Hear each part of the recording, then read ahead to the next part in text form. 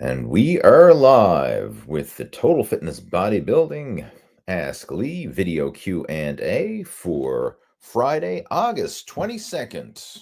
Welcome to the live stream video.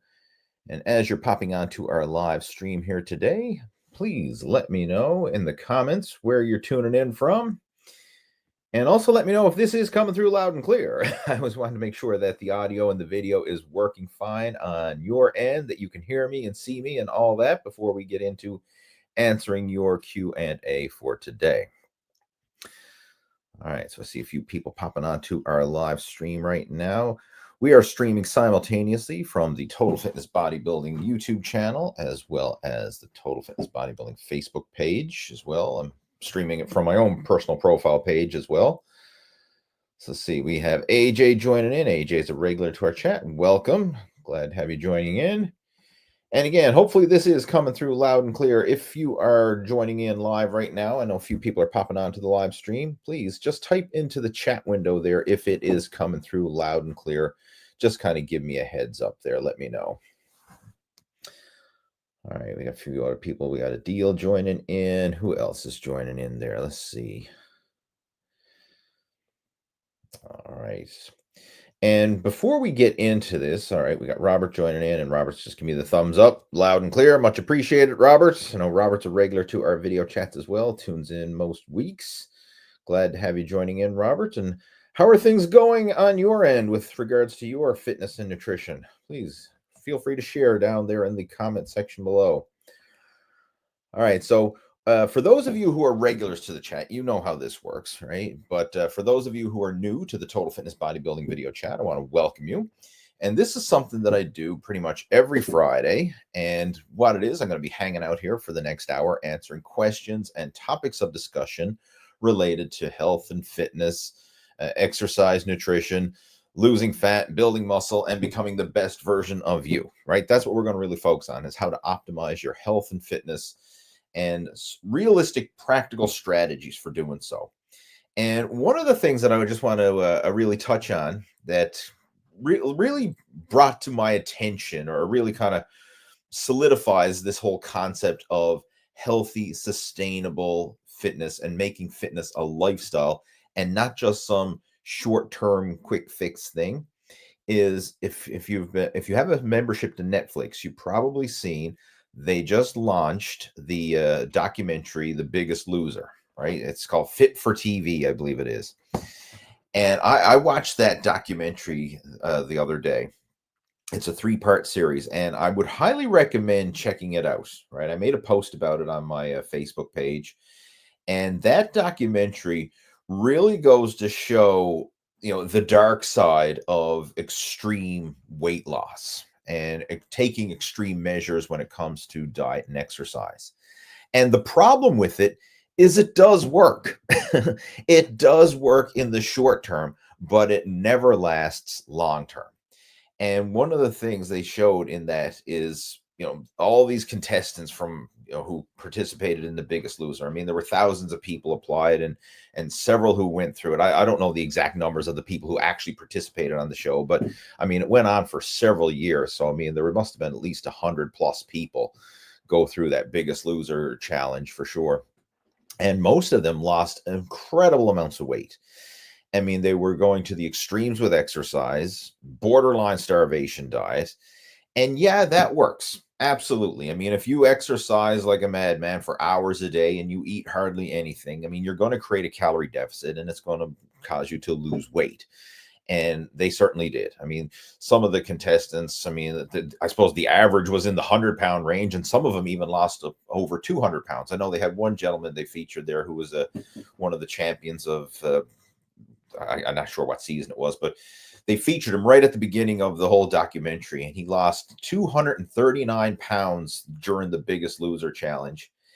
And he was saying, like, I knew it all, right? I was the world champion of weight loss. And he was featured on all the talk shows and had massive publicity because the show basically made him famous.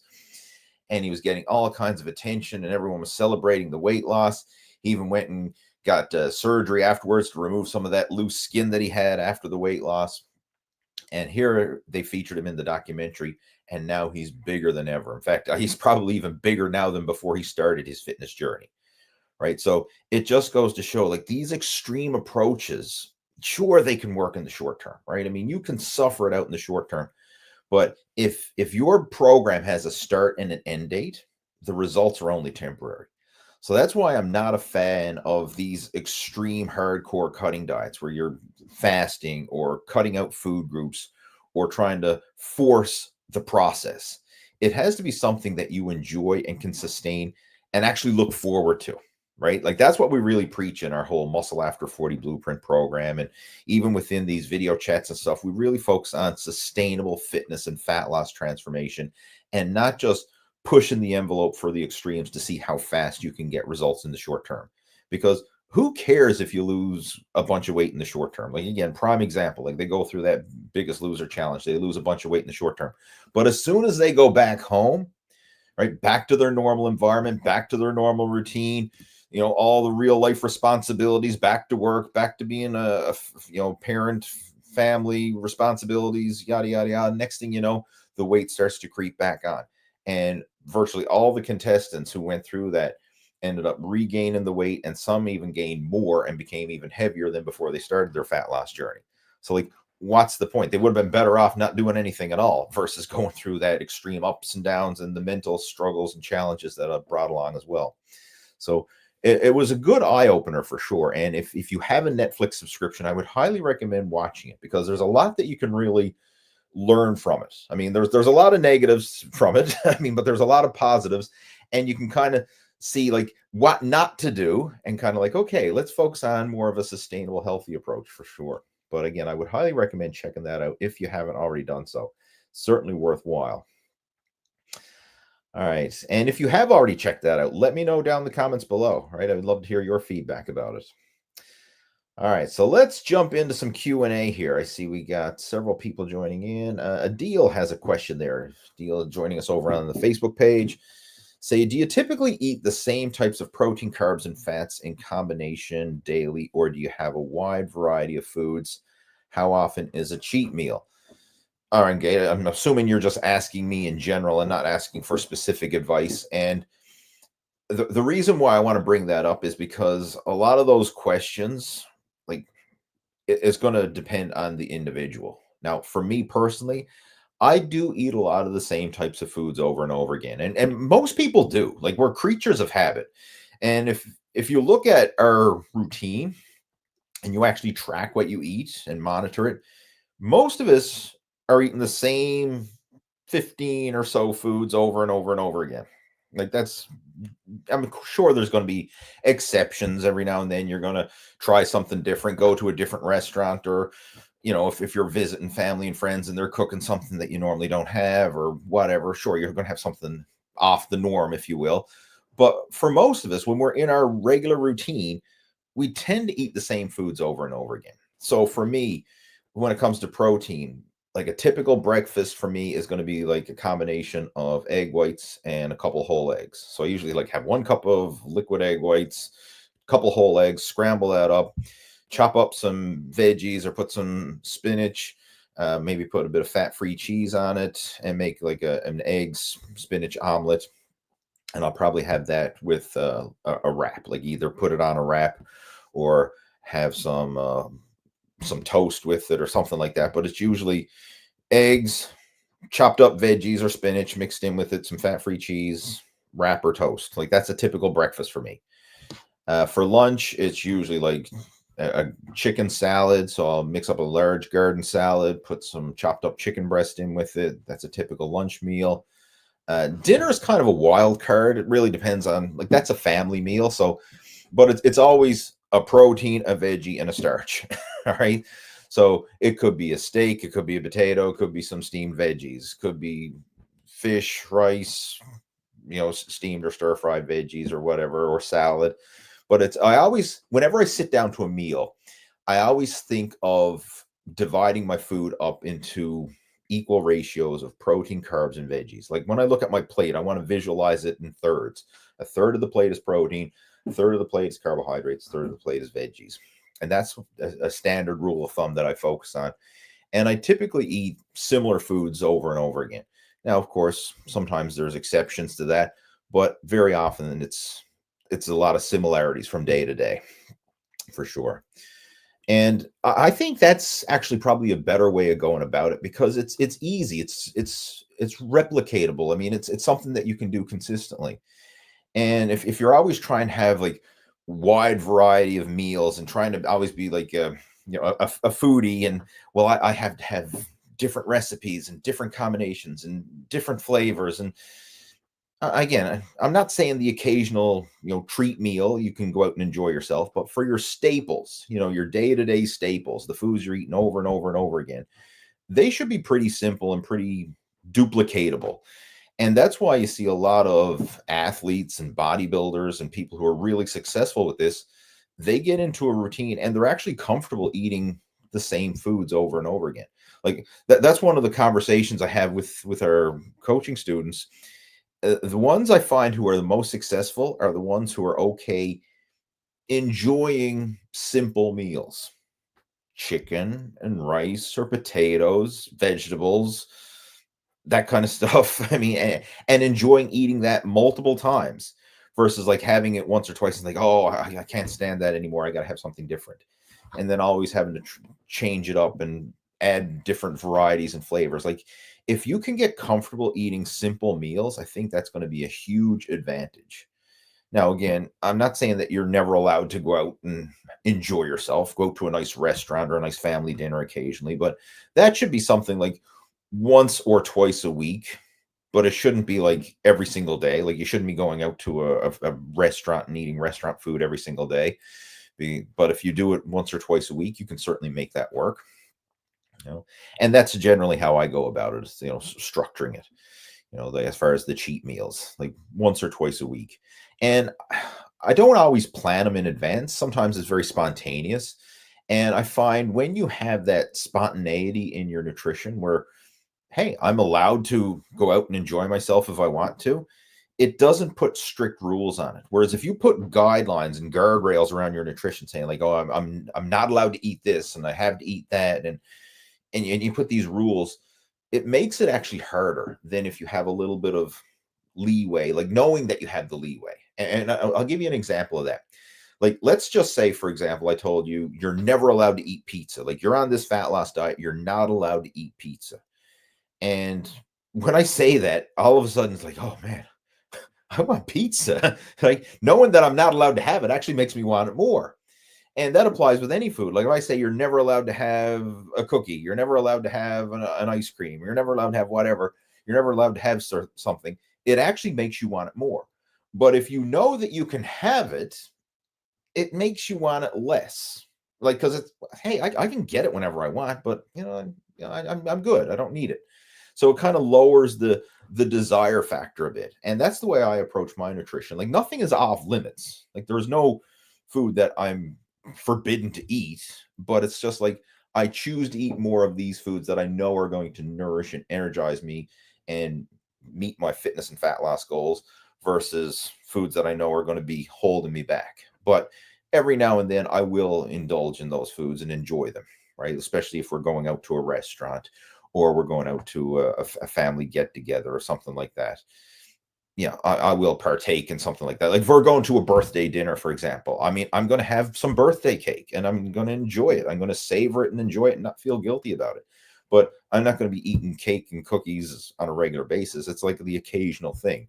But I try not to make a big deal of it. And I find when you don't make a big deal of it, it actually makes it easier to stay on track. And there was actually some studies done on this. I'll have to. This would probably make a good podcast topic or a future video topic. I'll look it up to get the specific details. But I remember I was reading about where they compared people who were on a restrictive diet and people who were on no diet at all, and they actually tracked their weight over the course of a prolonged period of time. And the people who were on no diet at all over the long term were actually able to maintain or even lose weight versus the people who are trying to be on a diet. And the reason for that is because when you put in these restrictions, like you're not allowed to eat this, you can't eat that, you can't have that, you can't have carbs, you can't have whatever. Okay, you might do it for the short term, But knowing that you're not allowed to have it actually makes those cravings build. So in the back of your mind, like that craving is building and building and building. And then in a moment of weakness, what's going to happen? You're going to end up binge eating and just blow the doors off it. Whereas if you had have indulged a little bit here and there, like without making a big deal of it, you can make it work. But a lot of times people are this like all or nothing when it comes to diet, right? Like I'm on this strict diet, so I'm all in. And they may suffer it out, grit their teeth, use the willpower, suffer it out for the short term. But then as soon as, a moment of weakness hits or temptation hits or they're outside their normal environment, something derails their perfect plan, then they just go, screw it. And they end up binge eating and then derailing all the progress they made. And that's why very often you'll see people go on a diet, lose some weight, and then rebound and gain it all back again. Just like I mentioned at the beginning with the Biggest Loser. I mean, same idea there. When they were in that, the compound, if you will, at the Biggest Loser ranch, and they were forced to work out like, forced to run on the hamster wheel and forced to starve themselves because they were only allowed a limited amount of calories. Sure, it works, but put them back in their normal environment, normal temptations and everything else, they're going to rebound and gain all the way back again. Right. So I like to have that bit of flexibility in there so that you don't feel that restriction, right? That you can actually enjoy the process and make it a lifestyle. And this is easier said than done, right? I'm just going to this is the concept. I mean, this is the big picture thinking what I'm saying here, but to actually put that into practice is a lot is easier said than done. And this is something that we really focus on, within the Muscle After 40 Blueprint program, is helping people to make this a sustainable part of their lifestyle while enjoying the process. Right. This is an ongoing conversation, like every single week in our group calls and stuff. We're having this conversation to some degree or another. All right, let's see what else we got there. We've got John joining in. Robert's got a question here. Hang on, now let's see what Robert's got. Says, I've been doing good on my workouts. Cardio is so-so. My trainer wants me to do at least 30 minutes on cardio. That's a good guideline to shoot for. I mean, that's these days, a lot of people kind of put down cardio or say, oh, you don't need cardio, you only need strength training, but we need both, right? We need the best of both worlds. And it's not like one is good or bad or better or worse or anything like that. They both have very powerful benefits. The cardiovascular, I mean, like that's improving your VO2 max. That's improving your stamina, your work capacity, your endurance, your heart health, like all those things. Strength training, improving the bone density, the muscle strength. So you want both of those things. And how I go about it is I alternate strength training one day and cardio the next, right? Like that's exactly what I did this week. I've been alternating one day of cardio, one day of strength training, one day of cardio, one day of strength training. And it's a simple way to go about it, but it ensures you're getting balance in those areas and improving in both of those areas.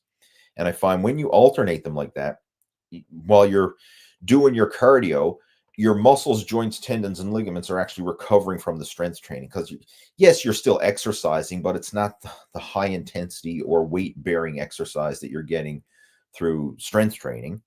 And then vice versa, when you're doing the strength training, you're not stimulating the cardiovascular system and expending that much energy as you would if you were doing the cardio.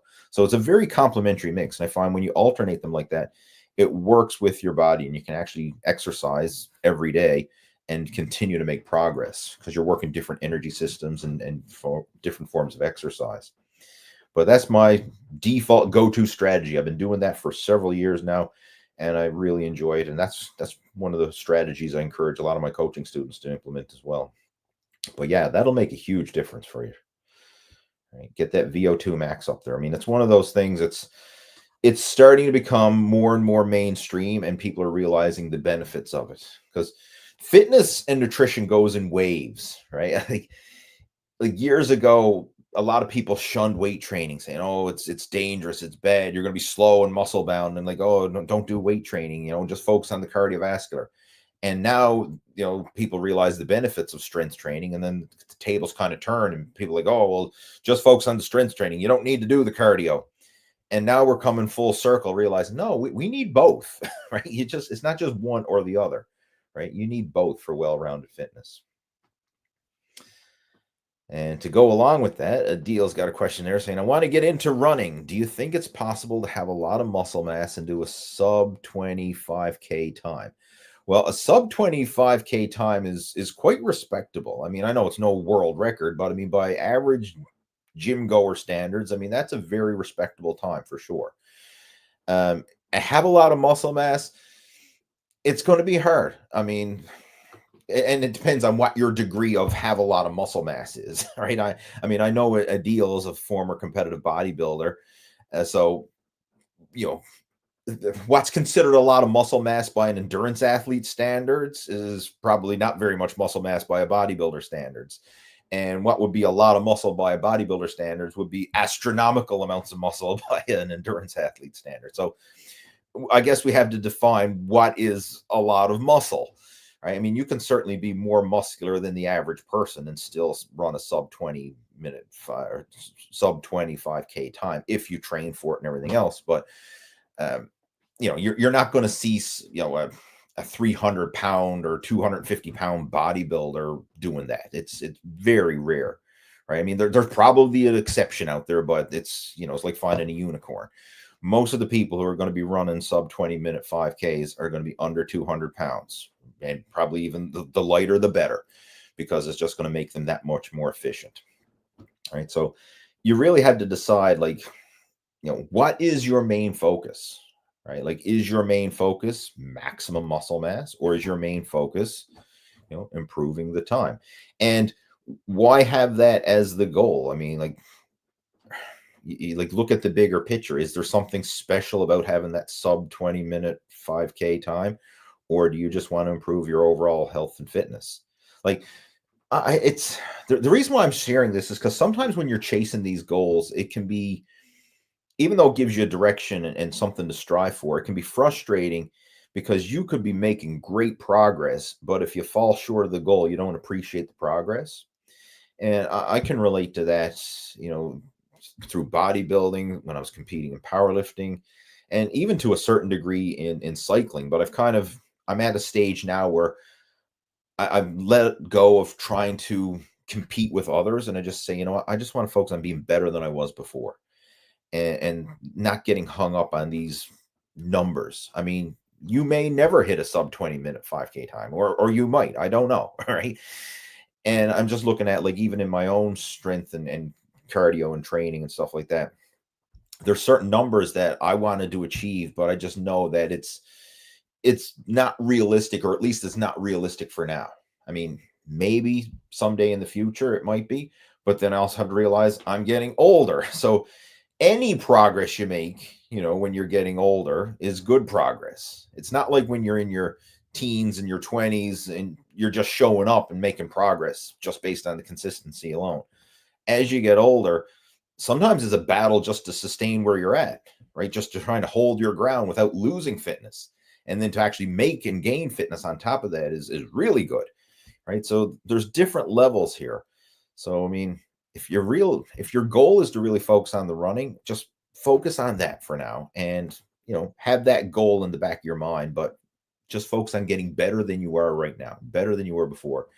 And one thing I would highly recommend, get a running coach, right? Get someone to help you with your technique, lay out a solid program for you. It'll be money well invested, and it could save you a lot of aches, pains, and injuries, because running's hard on the body, right? It really is. It's one of the hardest forms of cardio to do, because virtually everybody who does running, especially bigger people, are going to have the aches and pains to show for it, like knee pain, ankle pain, hip pain, back pain. Like it's high impact every time you're running. I mean, like, your feet are leaving the ground and you're coming down with high impact every single stride.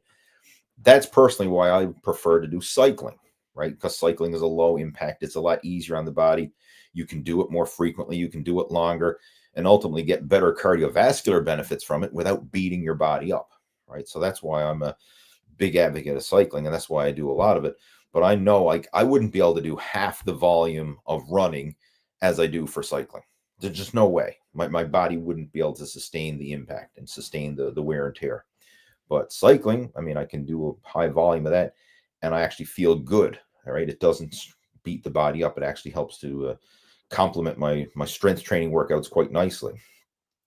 But again, if you do want to get into that, I would highly recommend looking into a specific running coach, like someone who's trained other people with this and can really help you with that, help you with your technique, help you set up a good program to follow, because that will save you a lot of trial and error and aches and pains in the future. All right, let's see what else we got there. We have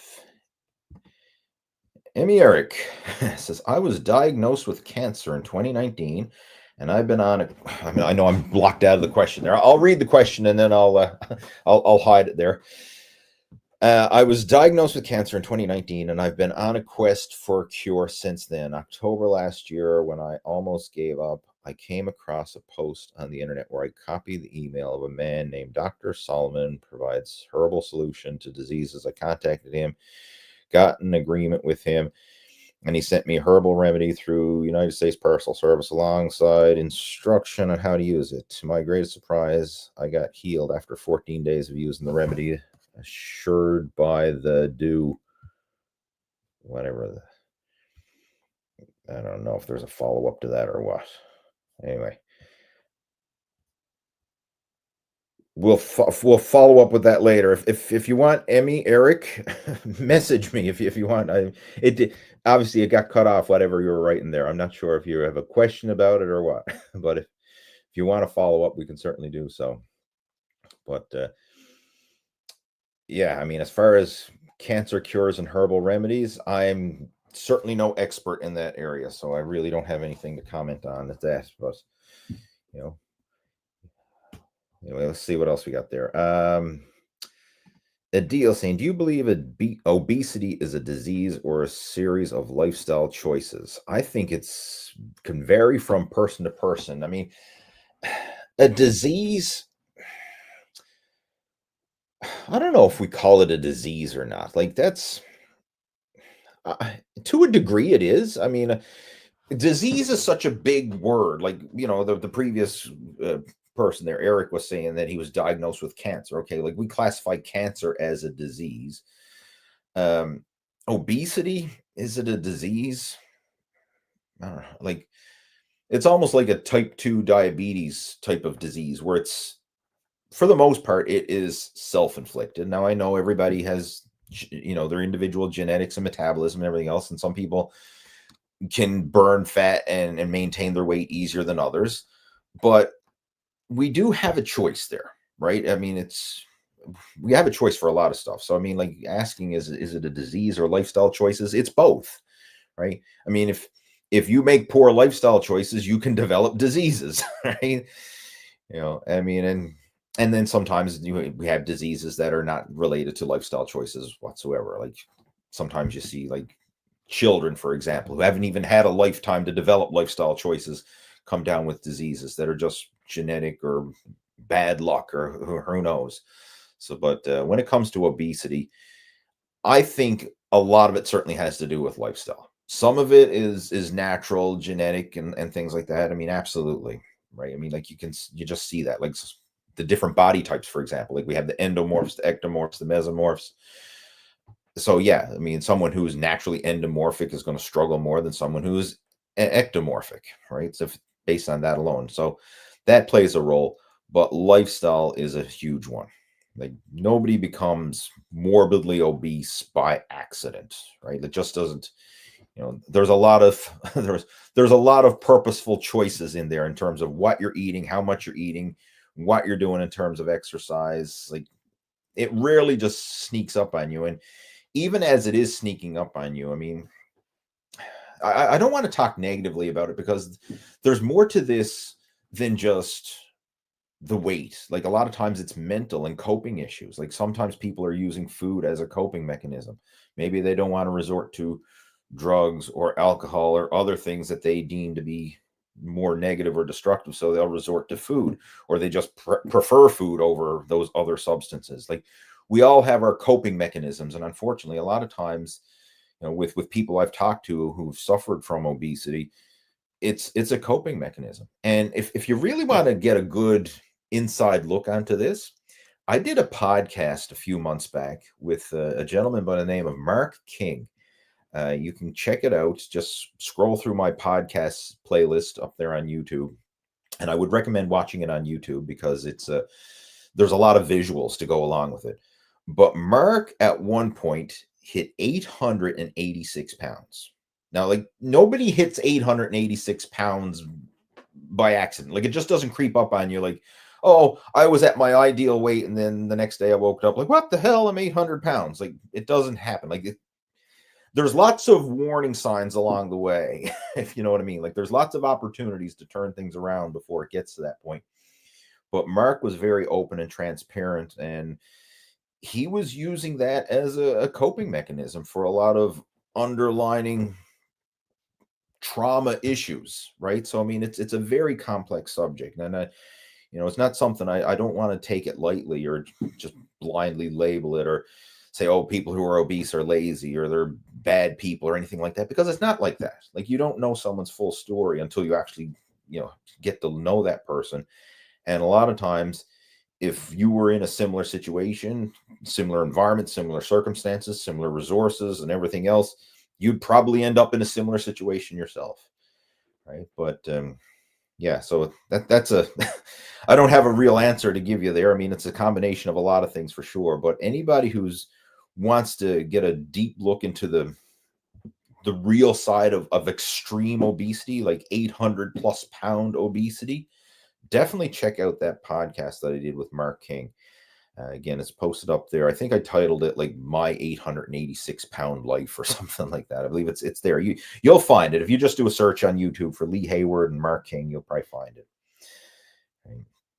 But yeah, it's definitely worth checking out because, I mean, he was very transparent and I learned a lot from that, I got to say.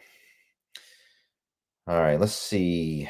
AJ's got a question saying, have you ever went through a period of having poor sleep which affected your workouts? How did you overcome it? Do you have any unorthodox sleep remedies that many don't talk about or overlook? Yeah, I certainly have. I've gone through phases of this, and this is a negative spiral. I'm glad you brought this up because this is a really good topic and one that I'm sure a lot of people will be able to relate to. So I've went through phases of this, and one thing that I found is sometimes when you don't sleep well or you're feeling low energy, what do you end up doing? You want to try and take something to give you that extra energy. And these days, there's no shortage of energy boosters in terms of coffee. I mean, coffee is as old as dirt, right? But I mean, like, we've been using coffee since the beginning of time, but that's a very standard one. Like, a lot of people now drink way too much coffee. And not only that, we have energy drinks and pre-workouts, which are loaded with caffeine and all like caffeine pills and everything else and all kinds of artificial stimulants. So this is what I found sometimes happened with me. Like, I went through a phase where, okay, I didn't sleep well. I'm feeling a bit low energy. I'm feeling tired. Well, I'll just drink more coffee or I'll have an extra scoop of pre-workout or something like that. And I'll power through. And then because you had that extra caffeine, it makes it harder to sleep the next night because that's still in your system and it's disrupting your sleep pattern. So then, okay, I have another shitty night's sleep. And then what I'll do the next day, well, I'm going to take more caffeine to make up for it. And it's constantly snowballing. It's a spiral. So one thing that I've purposely done is scale back on my caffeine consumption. Now, I have in the past gone on a full-on caffeine detox, which if someone's consuming a lot of caffeine now, I would not recommend that because you will go through withdrawal symptoms. You will feel like crap. Like, you will be useless if you go from like high amounts of caffeine to like zero caffeine. You'll probably feel it. So I would recommend tapering it down. And that's a much more manageable way of going about it. But that's something that I've done. And how I structure it now is I only drink caffeine in the AM. And I try to limit myself to 2 coffees a day at most. I've eliminated energy drinks. Like, there's no, like Monsters or Red Bulls or whatever energy drinks. I don't have 0 energy drinks, 0 pre-workouts. I don't have any pre-workout. I mean, I've totally eliminated that. The only caffeine or energy drink I will have is coffee. And the reason for that is because, one, I enjoy the taste of coffee. I like the taste of the bean. So that's one thing. I do enjoy it. And I find that it gives me that little bit of a mental pick me up, a little bit of an energy boost. And I save it for when I need it. So, for example, like if I'm going to do an early morning workout, I usually like to have a cup of coffee beforehand. And I find that that gives me a little bit of a caffeine kick, and I'll use that to power through and have a good workout. If I'm doing some work that requires, to be sharp and mentally alert, I'll sometimes have a cup of coffee. Like if I'm doing a lot of work or designing customized programs for my coaching students or whatever, right? I'll have a cup of coffee beforehand so that I'm mentally sharp, but I limit it to 2 cups a day, and I always try to have it in the morning. So in the afternoon, I won't have any caffeine. If I want anything in the afternoon, I'll probably drink decaf coffee. And I sometimes do that. Like I'll probably have a decaf or two in the afternoon because, again, I just like the taste of coffee. I enjoyed a hot cup of coffee. It's just something I really enjoy drinking.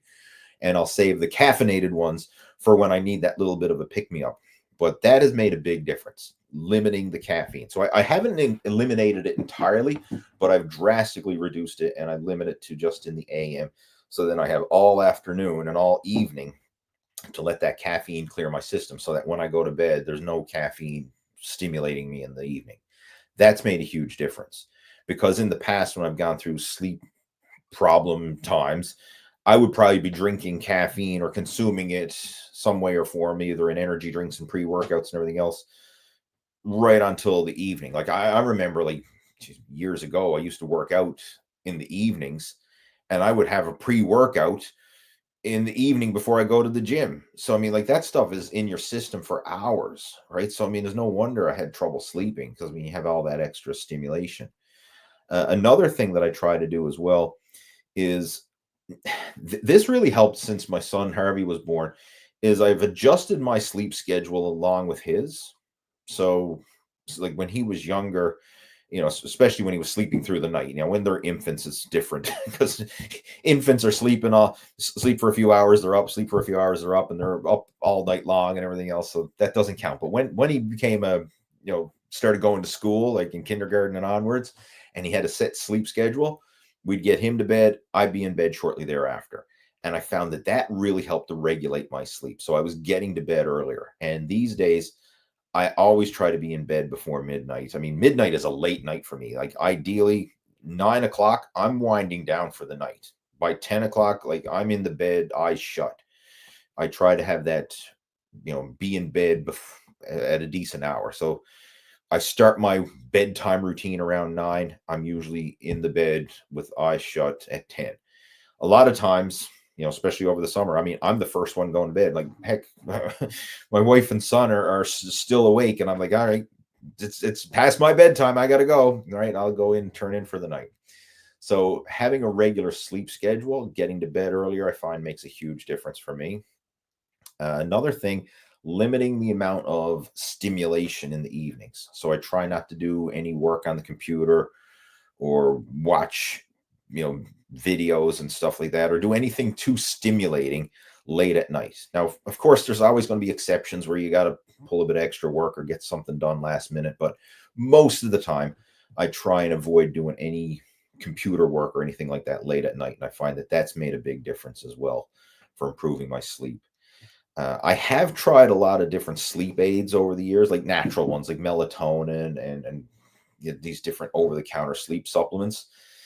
It did help initially, or at least I thought it did. Maybe it was placebo, who knows?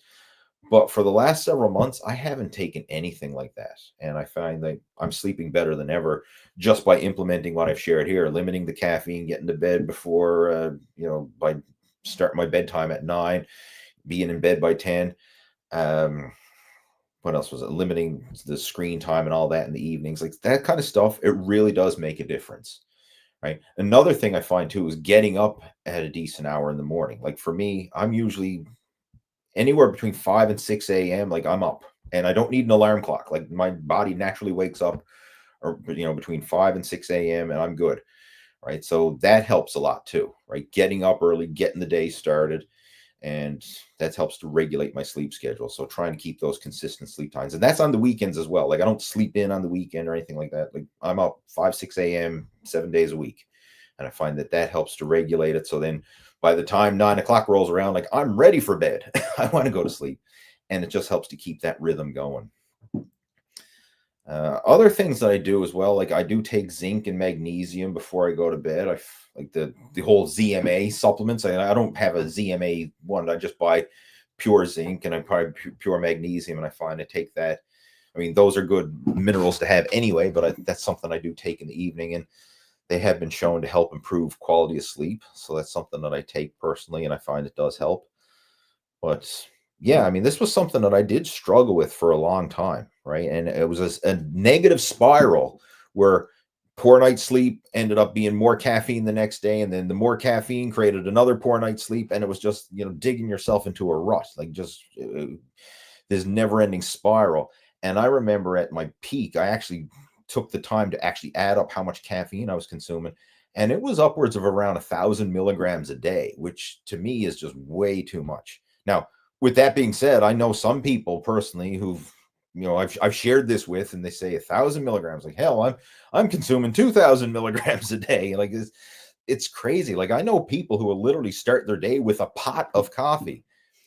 And I'm not joking. Like, they will make a full pot of coffee and drink the full pot before they're, that's with breakfast while they're on their way out the door to go to work. Right? It's just crazy the amount of caffeine people are consuming. Even when you go to places like Starbucks or whatever, and you get those, whatever the name is it Vente, I think it is, or whatever, like 20 ounces of freaking coffee. I mean, that's basically a small pot of coffee in a cup. Like it's crazy the amount of caffeine people are consuming, and they just need that to function, right? Just, I mean, it's not even an energy booster anymore. Like this is just an energy maintainer, because without it, they got nothing. At least with that, they can just function normally. Right. So I find like tapering that down would be the biggest thing that I'd recommend for anybody struggling with their sleep, especially if you know darn well you're consuming too much caffeine. Start to taper it down. And the easiest way to do it is, like, if you're a coffee drinker, start swapping out a regular coffee for a decaf. Especially the later ones in the day. The latest coffee you have, swap that out for a decaf.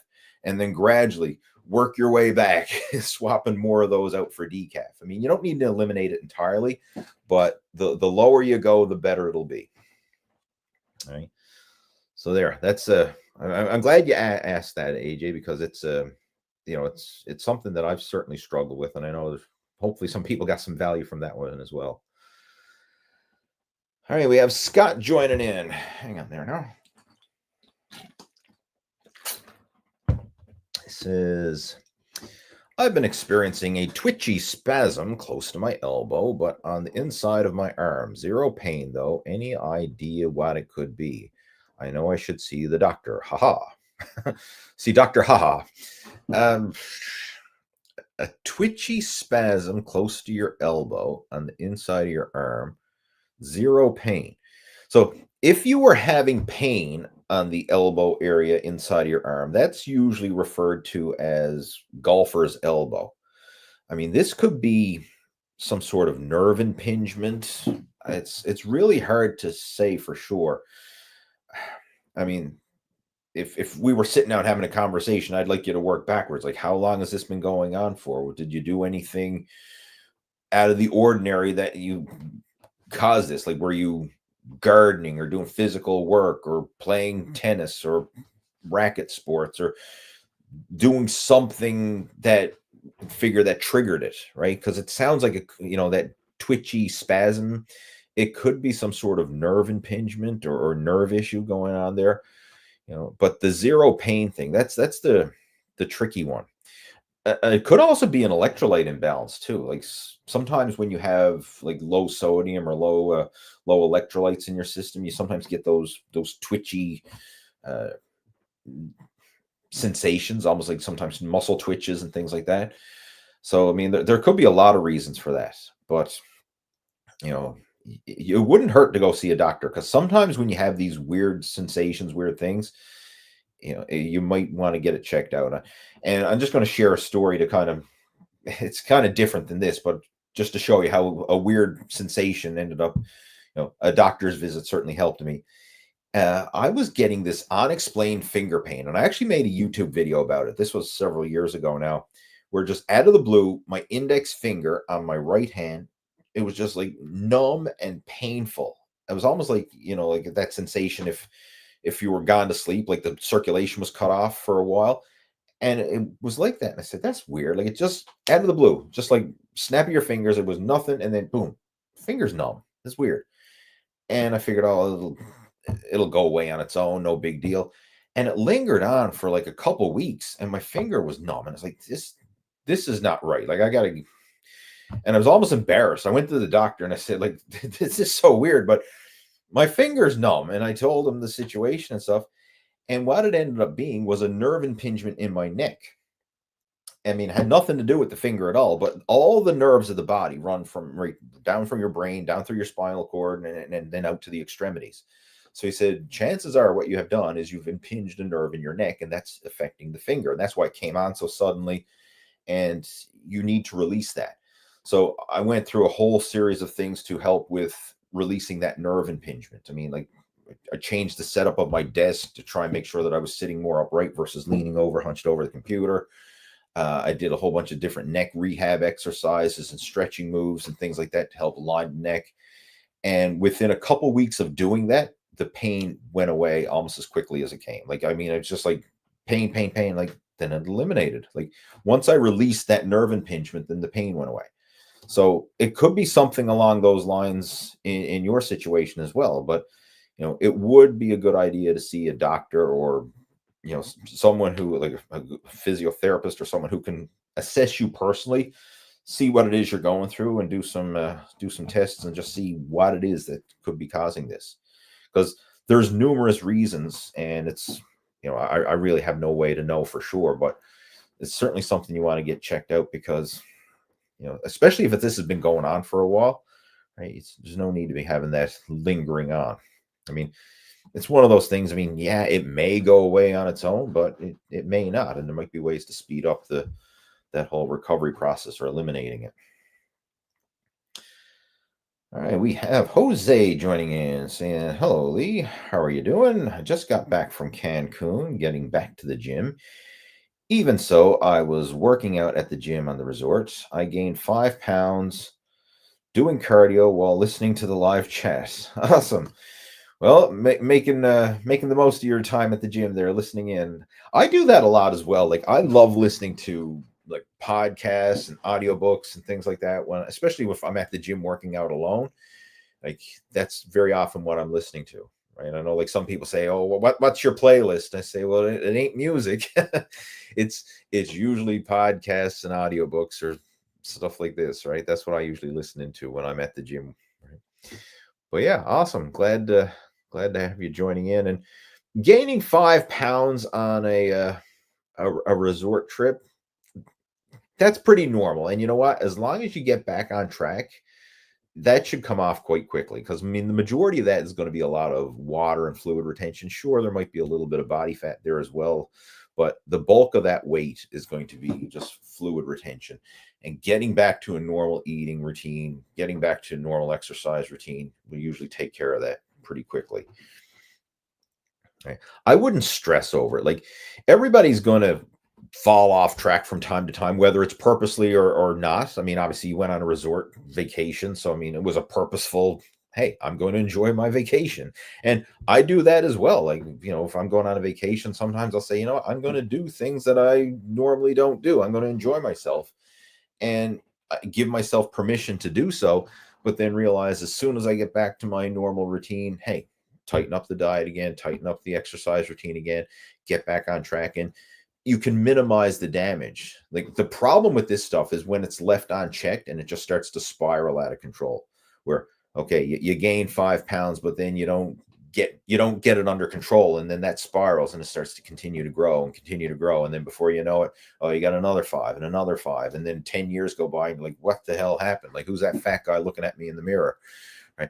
You don't want to let it spiral out of control. If you can have those checks and balances where, okay, you gain 5 pounds. Hey, check engine lights on. The warning light is flashing. Let's get this back under control. you can minimize that damage and keep moving forward. And I have that set up in my routine as well. Like for me personally, my warning sign, or my my check engine light goes off if I hit 200 pounds on the scale. Like that's my goal. I want to stay sub 200 pounds. And thankfully I've been able to do that now for, oh my goodness, almost 9 years now. I've been sub 200 pounds, which before, I started embarking on this whole muscle after 40 journey, I was never able to keep my body weight under 200 pounds unless I was dieting for a bodybuilding show. And then as soon as that contest was over, I'd balloon back up again.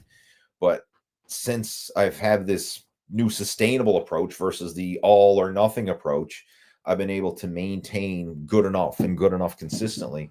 And it's such a liberating feeling. And have been a few times where, I've been a little bit lax, going on vacation, or sometimes like over the Christmas holidays where the weight starts to creep up and it has hit the 200-pound mark. And it's like, okay, that's it, right? Warning lights, check engine lights flashing, like, let's, get your shite together ASAP. And by having that check and balance, it prevents things from getting out of control. And the problem with a lot of people who struggle with their weight is they don't have any check and balance, and they don't like to weigh themselves because they don't like the number on the scale. So they try to avoid the scale at all costs. So the weight is slowly creeping up. Maybe, in the back of their mind, they know they're gaining weight. Like, hey, my pants are fitting a little tighter or whatever, but it's not that bad yet. It's not that bad. I can manage until it gets to the point where it is that bad. And then unfortunately, when it gets to the point where you feel that it's too bad, or the doctor's telling you that it's too bad because, high blood pressure, high cholesterol, pre-diabetic or whatever, very often you got a lot of work on your hands at that stage. Whereas if you have these check and balances early on, you can reel that back in before it gets out of control. Right. So, that's one of the strategies for sustaining this as a lifestyle, is to have that, right? Always being correcting. Like it's not that you don't screw up. I still screw up. I still fall off track. I still have slip ups, but it's having those check and balances so that when I do slip up, we reel it back in as quickly as possible. We don't let that spiral out of control. All right, we've got Paul joining us. He says, are declines important for optimal chest growth, or is flat and incline variations enough? And are leg extensions essential for complete quad growth? I do squats and leg presses. All right. Decline bench. If you enjoy it, if you have a good decline bench sit-up, or decline bench press, I was going to say a decline sit-up bench, but a decline bench press setup that you enjoy, that works well for you, there's nothing wrong with it. But do you need it? No. You can still get great results with flat bench work, with incline bench work, with push-ups and dips and cable crossovers and pec decks and those type of exercises. I haven't done a decline bench press in years. And part of the reason for that is the setup that we have at our local gym. I don't like the decline bench. All right. It's not good for my body type. And I find that when I'm lying on that decline bench, the rack is where I'm shorter.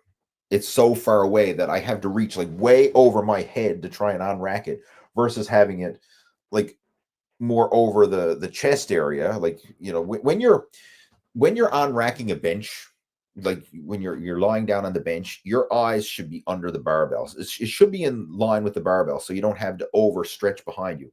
Like if the barbell is over the top of your head when you're lying on the bench, so you have to like try and press it over your head, like up there, that's too far back. And that's the way it is on the decline bench at the gym, the one that we have. So I'm just not a fan of it. And because of that, I don't use it. And I haven't used it in years. Right? If I'm doing any bench work, it's usually flat or incline. And of course, body weight stuff like push-ups and dips and cable work and pec decks and that I mentioned earlier. So you don't need it. You can certainly get optimal growth without decline bench presses. Now, with that being said, if you have a good decline bench, you enjoy it, you like it, there's nothing wrong with using it. Hey, you use what feels good for you, but it's not absolutely essential. As far as leg extensions, are they essential? I wouldn't say it's essential, but it certainly is a good complementary exercise, and virtually all serious bodybuilders will incorporate leg extensions. You know, do you have to? Again, it's kind of like the same thing. No, you don't have to. But the thing that you'll find with leg extensions is it's one of the best ways to get a peak contraction in the quadriceps. Like when you do a squat, you're not getting that peak contraction. When you do a leg press, you're not getting the peak contraction. That's a mid-range power exercise. In order to really get that peak contraction where you have to fight to hold it at the top, you get that good squeeze in the muscle, that's where you get the leg extension. And I personally incorporate leg extensions in my workouts, and I wouldn't want to go without them. I've always done leg extensions, and I find that they're very, very good for quad development. And if you're looking to maximize muscle growth, especially from a hypertrophy bodybuilding point of view, one of my favorite programs or favorite philosophies of training is positions of flexion, where you hit all your major muscle groups through the different ranges of motion. So mid-range, fully stretched, peak contraction. And this was something that I learned about years ago when I started implementing it in my training, and it really made a huge difference. So to put it in perspective, like let's just say with the chest, all right, mid-range, it could be the bench press, right? Flat or incline or whatever. But it's a mid-range exercise because when you do a bench press, it's a compound lift and most of the tension is in the mid-range. So like when the barbell's on your chest, like you're not really getting a deep stretch. And then when you lock it out at the top, you can literally lock it out and you can kind of like get a break. So you're not getting that peak contraction. All the work is in the mid-range. Right? Same with a squat, same with a leg press. All the work is in the mid-range. A fully stretched exercise would be like a dumbbell fly. So when you lower those dumbbells down into the fly, you get a deep stretch in the bottom. Like you can't relax in the bottom of a dumbbell fly. Like that's where most of the tension is. Your muscles are fully stretched. That's where most of the tension is. Then when you bring it up to the top, you can actually lock it out and get a break. So it's all in the stretch. So it's a fully stretched exercise. And then when it comes to a peak contraction, that would be like a cable crossover or a pec deck fly, where you have to really fight to hold those handles together at the top. Like when you're holding a pec deck fly together, you can't relax at the top. Like that's where you're working the hardest. Your chest is in that peak contraction and you're really squeezing to hold it. The leg extension is the same thing. When your legs are extended, you got to fight to hold it at the top, right? There's no relaxing at the top, right? So you can't lock it out and get a rest. So those three angles, right? The mid-range, the fully stretched, peak contraction, if you can incorporate that with most of your major muscle groups, you're going to maximize hypertrophy and growth. And it's not always possible to hit every muscle group with full range of motion. And I'll give you an example. Like you can do it with chest, you can do it with back, you can do it with legs. Shoulders is a bit hard. Right? There's certain exercises, like you can get the peak contraction, you can get the mid-range, but it's very hard to get a fully stretched shoulder exercise. But you are indirectly stretching the shoulders when you're doing your chest and your back exercises in the fully stretched position. Like for example, when you do a pec deck, or sorry, a dumbbell fly, even though your chest is stretched out in the bottom, your delts are also stretching out as well because it's the chest and shoulders. So indirectly, you're getting the stretch there. But as far as a pure shoulder isolation exercise, it's really hard to stretch the shoulders themselves under resistance. All right. So I just want to make note of that because sometimes when people hear about positions of flexion, they try and take it too literally and they're trying to hit every single muscle with mid-range, fully stretched peak contraction. Like, well, how do I do like the delts, right? I mean, I can do a mid-range, I can do a peak contraction, but what's the stretch? Well, there really isn't a stretch unless you're piggybacking it off the chest stretch and the back stretch and stuff like that. But again, just wanted to share that with you. I mean, is it absolutely essential? No. I mean, you can still make progress without it, but if you want to maximize your progress, I would certainly recommend it. Let's see what else we got there. We got David joining in saying, hello, big man. You and Harvey, training, respect, best dad. It's up there, Lee. You're doing it right. Appreciate it. You've probably seen, I posted up a short video clip there earlier the week of myself and Harvey doing a workout at the gym. And that's something we have done several times over the summer. Right? I get him to come to the gym with me, and he does a little workout routine. I'm not pushing him hard or anything like that, but hey, we're teaching them young, installing those habits at a young age, and it's something that I really enjoy doing. And the cool thing about it, up at the gym that I train at, Omega Health and Fitness, right? I mean, I know the owner. I mean, I do personal training up there as well. So, right, he's cool with me letting Harvey come in. Obviously, he's supervised and everything else, and we'll do a workout routine together. But obviously, he's only 8 years old, right? So his attention span is not the greatest when it comes to a workout. So I mean, he might do a few exercises. Yeah, that's it. I'm good. But thankfully, out in the back, they got a basketball net set up out behind the gym.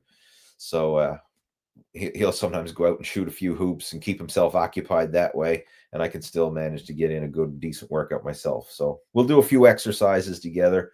But once his attention span starts to wander, I say, that's okay. I'm not going to force you here, right? And force you against your will and make it something that you don't enjoy or you feel like you have to do.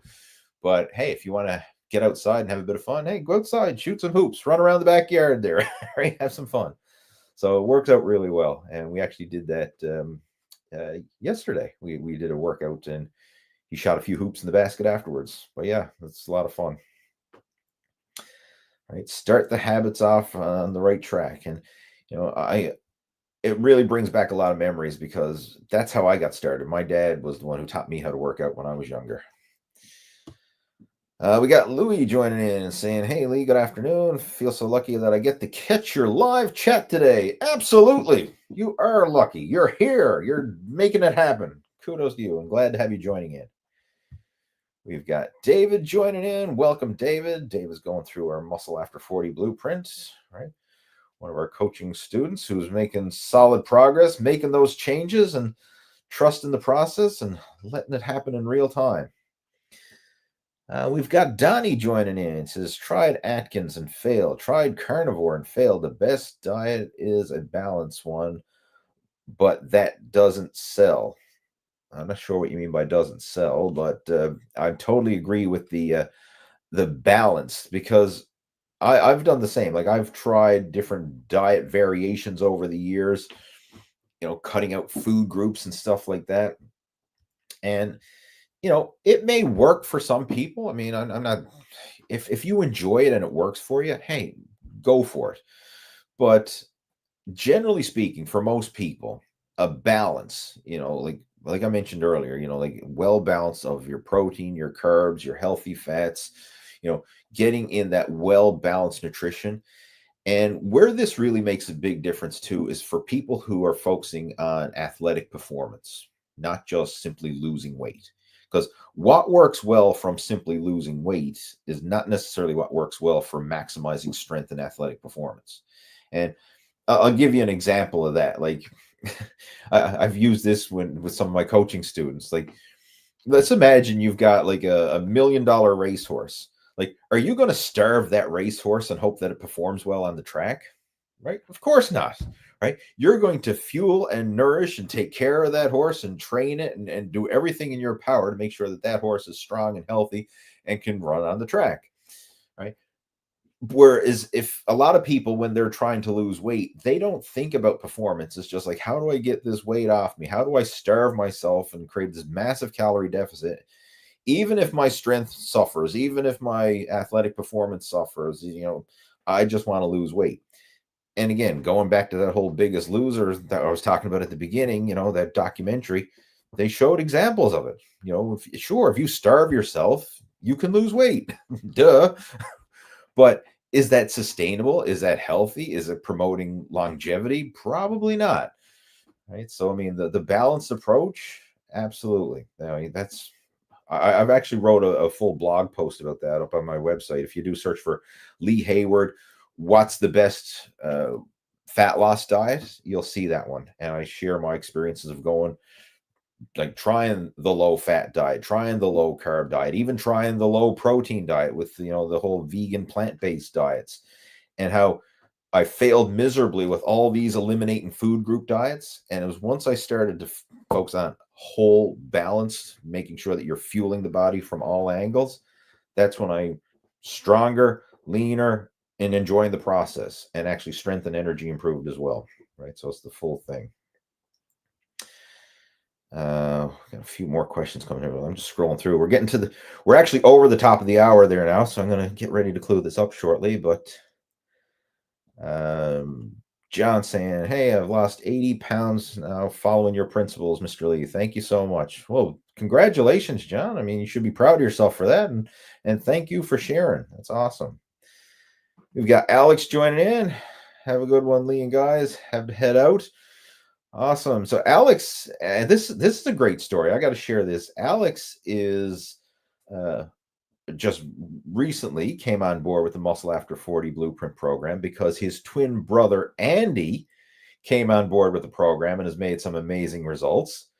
And Andy was referred to by one of their friends, Bruce. So Bruce followed the program, got amazing results, shared it with Andy. Andy followed the program, got amazing results, and he referred Alex to the program.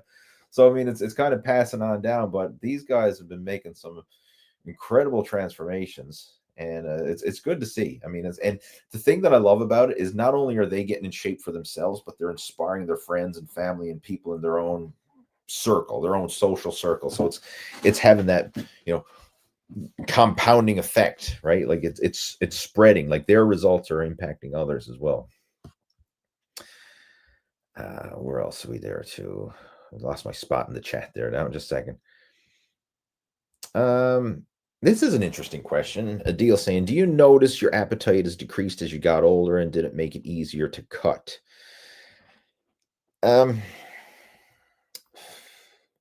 I tell you what has decreased. I think appetite,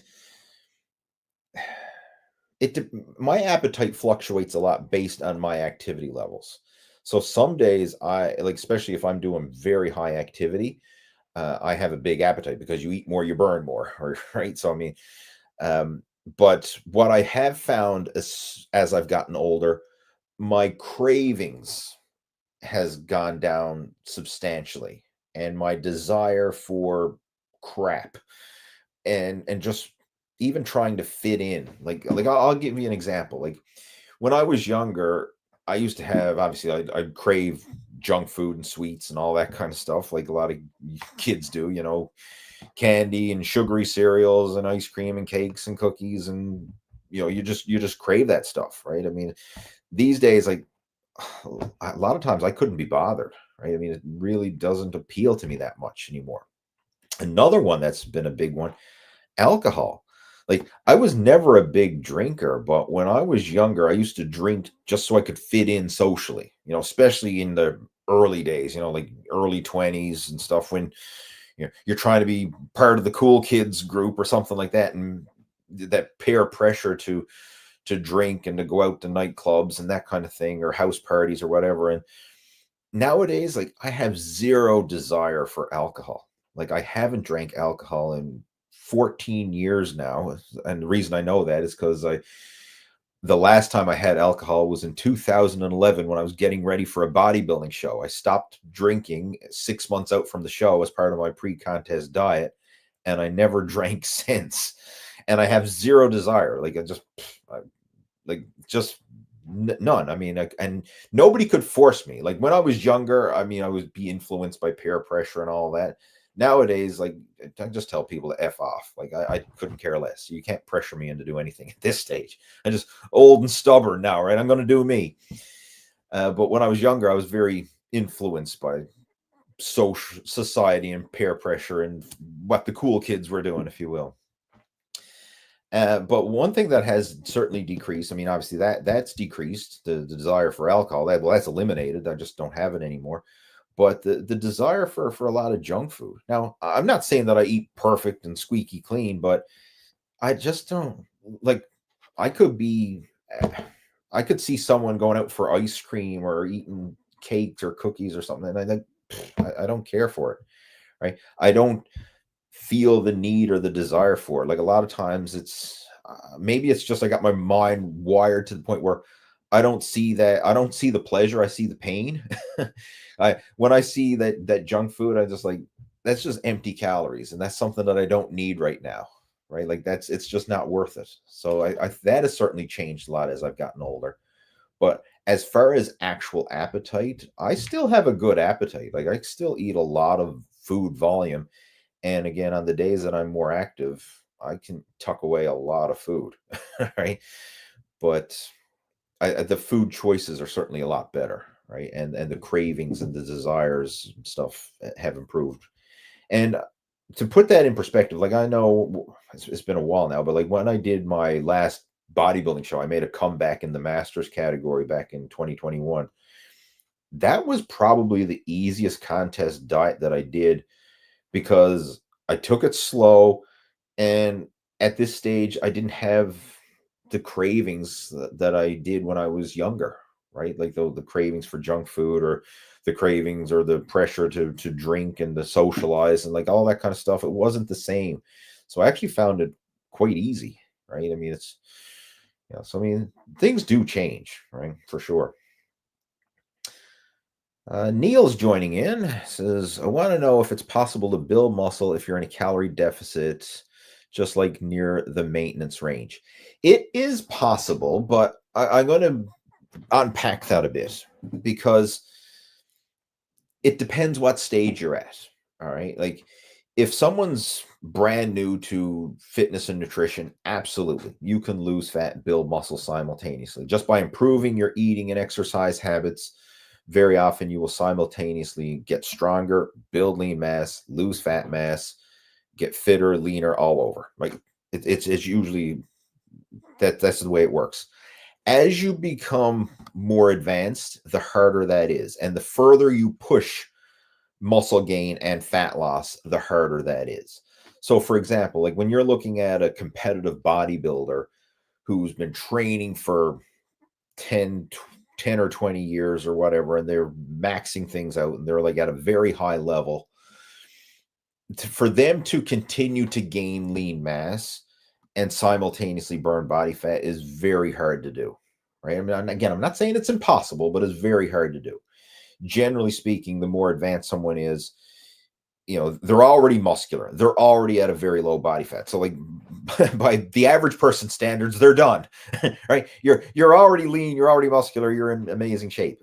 But if you want to take it to the next level and get even in better shape, then it requires, very strategic training and nutrition cycling there in terms of in order to trim off that last layer of body fat, like to go into single digit body fat. Very often people might have to sacrifice some lean mass in order to get there.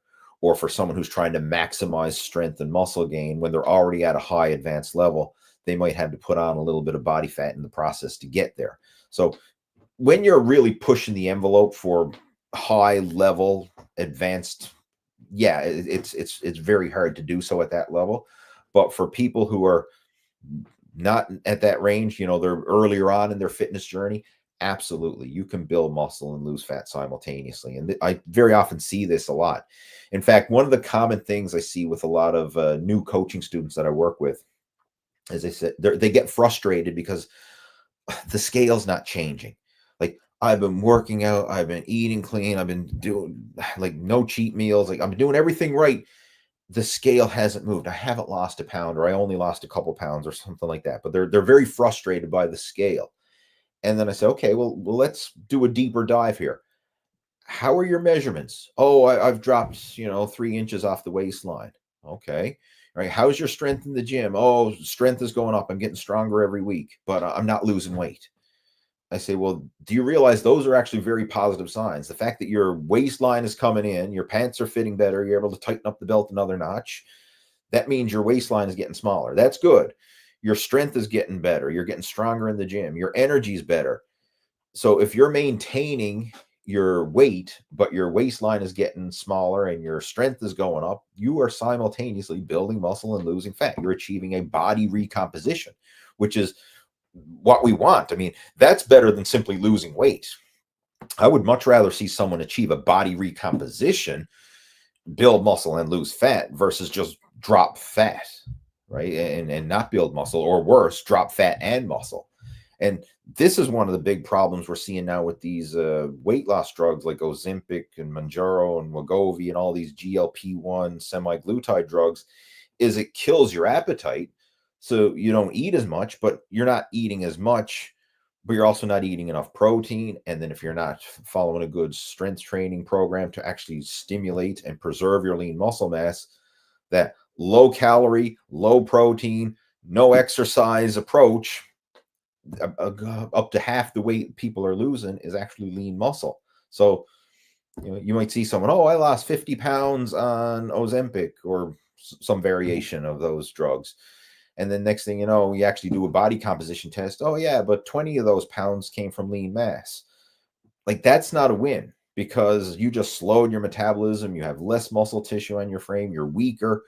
Sure, you're lighter on the scale, but that's not a win. I would much rather see someone build muscle and lose fat simultaneously and achieve a slower fat loss or slower weight loss, but maintain or even gain muscle in the process. That would be much more sustainable long term. But again, to answer your question, yeah, it is possible depending on the level you're at, right? All right, guys, I'm going to get ready and clear this up. I know we still have a few questions coming through there now, but I tell you what, if I didn't get around to your question, feel free to drop me a private message through Facebook. If you're over on Facebook, you can friend me up, and I have my link to my Facebook page down there in the description below. Friend me up over on Facebook, and if you want to chat, you can send me a private message through there. Or if you want, you can drop me an email. And again, I have my contact information down there in the description below. And I could be more than happy to chat with you through email or messenger. But I'm going to get ready and clear this up because we are well over the hour. I promise an hour, but I more often than not over deliver. Right. So there we go. Hopefully you got some value from today's video chat. I certainly enjoyed doing this. I enjoy doing these conversations with you every Friday. And we'll chat again next Friday. So have yourself a great one. Good weekend. Take care. Over and out.